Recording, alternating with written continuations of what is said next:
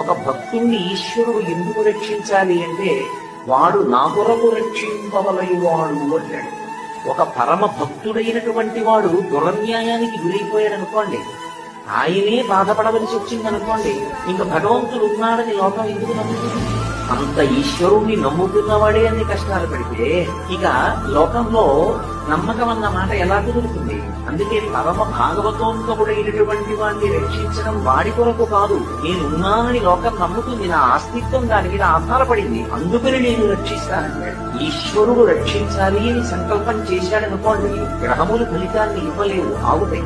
పెద్ద ఫలితాన్ని ఇవ్వవలసినవి చాలా తక్కువ ఫలితాన్ని ఇచ్చి వెళ్ళిపోతాయి. అదే భగవత్ కారుణ్యంగా అర్థం చేసుకోవడంలో ఒకనాడు అప్పటికి ఏదో కొద్దిగా కష్టం వచ్చినట్టు కనపడుతుంది, అంత మాత్రం చేత విచలితులం అయిపోకూడదు. ఈశ్వరానుగ్రహం అలా ఎందుకు వచ్చిందో కూడా పరిశీలించుకోవాలి.